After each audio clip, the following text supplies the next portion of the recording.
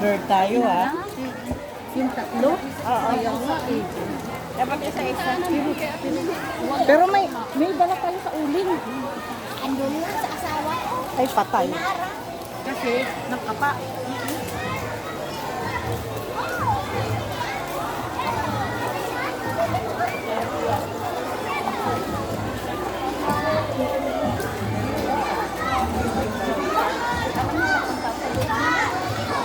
Madami kami. Madami.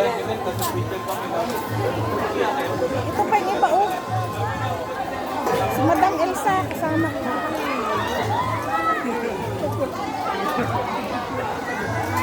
Doon tayo sa lalaking naka-yellow.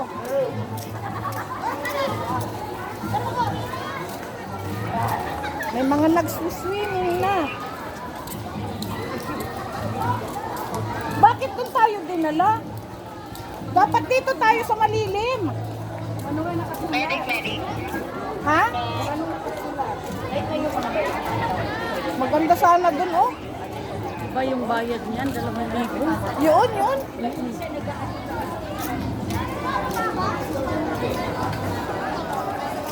Tubigan, nilagay natin kung ano. Ubi, ano yelo, natutunaw na. Oo. Saan na yung balon? Sa atin pa yan? Hindi ko alam. Si Alma, tanong. Kasama daw, kasama.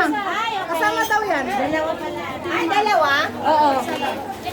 Okay. Kala namin may cashier. Ay, sorry. May ito yung ano. Ay, pinapasok siya kasi.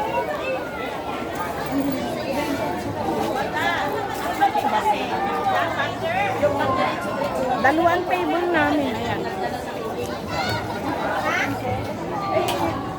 Bagal. Napansin. Habol siya. Asan na yung dalawa? Ano nangyari? Hindi nasa ulo. Hindi pwedeng bawiin. Bibigay yan, te. Paglabas namin sa Ay, bibigay. Okay lang kung ibibigay. At saka hindi na naman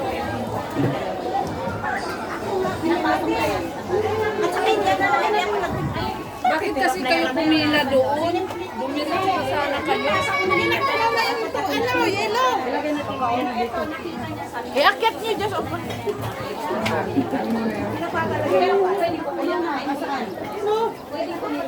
Alaser ka. Alaser. Dapat yun, inilagay sa ano. Hindi, may pumila pa siguro. Pag pumila sila ng pansin. Hindi napansin. Hindi mo na ako. Pagkapunta ka.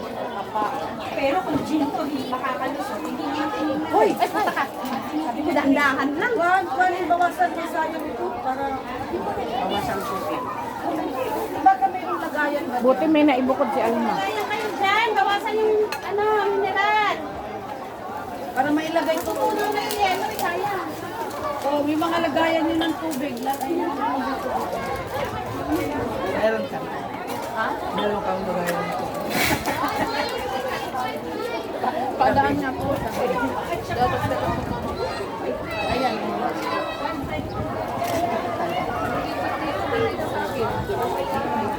Ate Elsa.